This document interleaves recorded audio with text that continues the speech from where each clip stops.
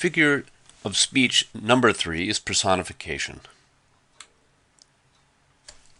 Personification is a figure of speech in which human attributes are given to an animal, an object, or a concept.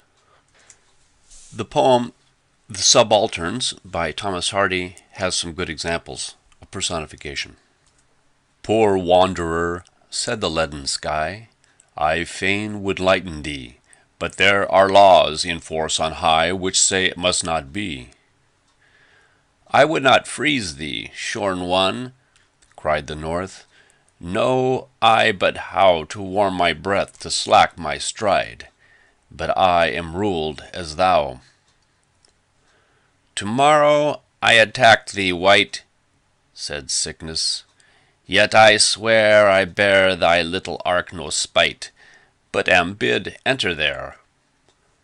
Come hither, son, I heard death say. I did not will a grave should end thy pilgrimage today, but I, too, am a slave. We smiled upon each other then, and life to me had less of that fell look it wore ere when they owned their passiveness. In each one of these stanzas, save the last one, we see that inanimate objects and things are speaking, just like a person would. In the first case, it's the sky, then the north, then sickness, and then death. Taking a look at some scriptural examples now, we see in Isaiah 55:12 the following. You will go out in joy and be led forth in peace. The mountains and the hills will burst into song before you, and the trees of the field will clap their hands. In this passage from Isaiah, we see the mountains and the hills singing. That's a human attribute. And also we see trees of the field clapping their hands. Definitely something only humans do because they're the only ones with hands.